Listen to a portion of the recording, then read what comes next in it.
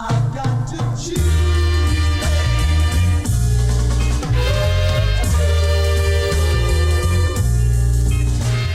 What's good, everybody? Back in 2023, I started up a video series combining my love of hip-hop and film, where I would discuss who the movie director equivalents are to some of my favorite rappers. I dropped these over on my side channel, Def Gold Film, but since I don't post over there much anymore, I figured I'd bring them over to my main feed and re-release them for you guys.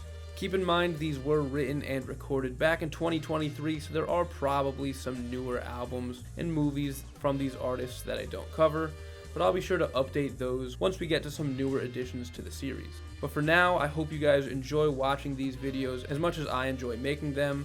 Stay def. First up, maybe the most obvious connection here, Jay-Z and Martin Scorsese. Both are widely believed to be one of the greatest in their fields, if not the very best rapper and director of all time.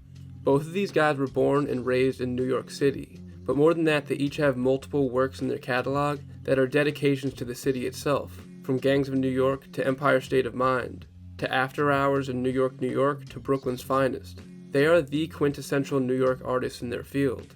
Throughout most of their careers, they were both able to balance making crowd-pleasing art that most people would love, and also making things that critics would be head over heels for. Both are incredibly versatile, but also have their distinct style that they're known for. Even later in their careers, they were both able to create arguably their most personal works yet, with 444 and The Irishman. When it comes to longevity, consistency, and just being a master at what they do, this comparison was an easy one to see. Next up, we have another couple of New York legends, Nas and Spike Lee. These are two of the greatest of all time, with Illmatic and Do the Right Thing acting as the magnum opus early in each of their careers, that they have been trying to live up to again now for 30 years. Each of these projects sort of ushers in a new era of hip-hop and filmmaking, with Nas bringing gritty realism back to the East Coast, and Spike paving the way for the independent revolution of the 90s. No one writes New York quite like either of these two either, maybe being second only to Hove and Scorsese in that regard. These two have eerily similar career trajectories as well. After coming out of the gate with a few classics, they each struggled to find their groove throughout the 2000s, with some fans around the world counting them out as being washed up forever, only for them to have a resurgence in the last 10 years, getting back to some of the best work of their careers, with Spike's Black Klansman and Da 5 Bloods, and Nas's incredible run with Hit Boy. Next up, we have two of the biggest and most respected artists of the past 10 to 15 years, Kendrick Lamar and Christopher Nolan. Every time either of these guys drop something new, it's an event for everyone. Whether you're a fan or a hater, you will be there opening night, listening, or watching, because you are going to have an opinion about it. Every movie or live performance that these two are a part of is a spectacle, and no other rapper or director working right now can really match that. Thematically, they have a lot of overlap as well, with a lot of their more recent work showing the two artists having a savior complex. Specifically in their most recent efforts, Mr. Morale and Oppenheimer, the two are coming to terms with the fact that they were championed as the saviors of their mediums, and the power that wields. They're also both really interested in time, and how it unravels throughout their stories, with Kendrick's album Damn taking a cue from Memento, and having the deluxe edition play the album backwards. Next up, we have one that could have gone a few different ways, but I think this comparison makes the most sense. Kanye West and Stanley Kubrick. Again, two of the best to ever do it, but this time it's more so how they get it done. Both of these artists are notorious for putting their collaborators through months and months of horrible working conditions, often blowing past their album and film's due dates. Kubrick expects the best out of his actors, often bringing them to their breaking point, taking hundreds of takes for every scene. And Kanye has rappers and producers locked away in his home studios for months at a time, whether it be Hawaii, Wyoming, or a soccer stadium. Neither of these two artists will rest until their final product meets their high bar of art. A lot of people criticize them and wonder, is it all worth it? Is all this needed to create great art? Or is it just two guys with big egos taking advantage of the power they have? Well, with both of them, the proof is in the pudding, because they've made some of the greatest films and albums of all time. Also, specifically when you look at the art itself, there are similarities there too. Both of them are revered for really giving an entirely different product every time. A Clockwork Orange is nothing like Barry Lyndon, which is nothing like The Shining, which is nothing like Eyes Wide Shut, just like The College Dropout, 808s and Heartbreak, and Yeezus are all completely different. Up next, we have two of the most successful to ever do it, Steven Spielberg and Drake. Now their timelines may not match up completely, but it doesn't really matter. When it comes to rappers and directors who make the most crowd-pleasing products available, these two are the only options who could match up to one another. For pretty much their entire careers, these two have pumped out more hits than anyone. They both even get criticized for the same things, being over-sentimental, and at a time never being able to mature out of their artistic youth. But numbers never lie, and these two became the gold standard for every artist that came after them.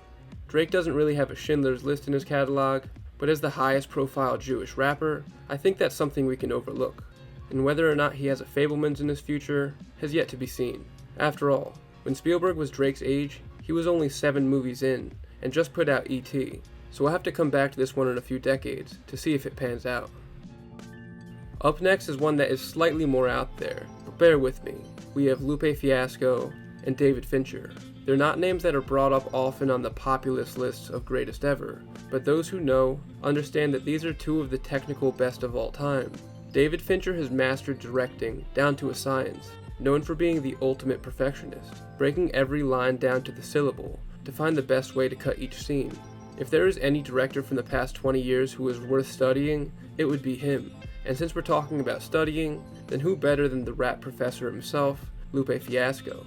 Over the years, Lupe has shed his identity as a pop rapper to become one of the most respected lyricists to ever live, with his albums Tetsuo in Youth and Drogas Wave being some of the most perfect rapping ever put to record. Both of these guys are master storytellers, with a knack for telling dark, hyper-stylized stories, where the technical side of their filmmaking and rapping is just as much a draw to the story as the subject matter itself. They both even started off their careers attempting to do it within the studio system, with Lupe's Lasers and Fincher directing Alien 3, but neither of these tries got them much respect from fans or critics, so they both successfully transitioned into the style we know today. Next up, we have our first pair of duos on the list, Outkast and the Cohen brothers. Both of these duos are celebrated for their ability to blend different genres and styles into their respective mediums. Outkast is known for fusing hip-hop with elements of funk, soul, and electronic music at times, resulting in a diverse and distinctive sound, while the Cohen brothers are known for blending comedy, drama, crime, and elements of absurdism, making for that distinct Cohen brothers feeling. Both of these pairs are responsible for some of the greatest works of American art through the 90s and 2000s, being widely revered as some of the greatest storytellers around. Their styles are so lively that at times it feels like you're watching or listening to a cartoon come to life. Also, both of these duos made their best work as a pair, but eventually did part ways artistically, and so far one of these members has released solo work, and we're still waiting for the other.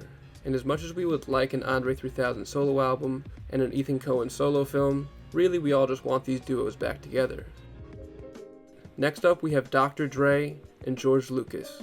These guys have become a couple of the most successful artists in America, blending their creativity with entrepreneurship.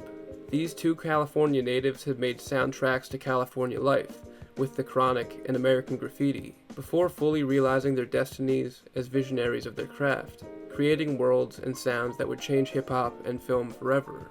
Dr. Dre perfected a subgenre of hip-hop that would adapt into most of the music that we hear on the radio today, and Star Wars became the most important franchise in the world. And unfortunately for fans of both of these guys, they would never really make much else besides follow-ups to their early classics. They each spent the second half of their careers building their legacies as brands, and even in their heyday they weren't even responsible for all that they were given credit for. Most of Dre's iconic verses were written by other rappers, and George Lucas didn't even direct 2 out of the first 3 Star Wars films. And both of those facts are things that I feel like people don't often realize. So even though they're 2 of the most respected and successful artists ever, I think those in the know kinda wish they gave us a little more in their careers. Overall, these are 2 icons, and I would kill for a new album or movie from each of them right now. Next up, we have 2 stoner icons, Snoop Dogg and Kevin Smith. Both of these guys immediately gave us a classic, with Clerks and Doggy Style, 2 projects that defined the 90s in a way. Then they spent the next 30 years releasing a very mixed catalog quality-wise. There's a handful of really great things that both of them have worked on, but also a handful of not very good stuff too. And that's okay, because it doesn't really seem like either of these 2 guys take filmmaking and MCing serious these days. They have become brands themselves. As 2 of the hardest working celebrities, they both show up everywhere, even sort of becoming parodies of their own personas if we're being honest. Every so often they'll both come back and give us a little something great again, but for the most part, these two guys cashed in on their legacies long ago, and now they're just being ambassadors for smoking and having a good time. Next up we have Eminem and Korine. While these two may not quite have equal status in their fields, they share a lot thematically. Both of these guys popped up in the late 90s and offered a brand new perspective to film and hip-hop, shining a light on the disturbing life of lower-class white America. The work of these two is all incredibly divisive, with some people viewing their unique approaches as some of the most creative and innovative styles around, and also a large amount of people who are just immediately turned off by their style. A lot of their work deals with a very realistic portrayal of drug use that can be off-putting to some. The second half of both of their careers saw these two alienate a lot of potential fans as well, doubling down on what got them there in the first place, but never topping the work that they released early on. Korine will never be as popular as Eminem, but I do think a lot of their best work goes hand in hand with each other. Thank you for watching, everybody. As I said before, I am re-releasing 3 of the earlier additions to this video series over the next few months, leading up to the new volume 5 of this series, which will be dropping hopefully early summer. Make sure to drop any rapper director connections that you think of down in the comments, and maybe I'll cover it in a future edition of the series. Thank you as always to all of our patrons. Head over to patreon.com/DefGoldblum if you want to get involved in the action. And as always, I got a lot more headed your way, so stay tuned, stay safe, and stay def.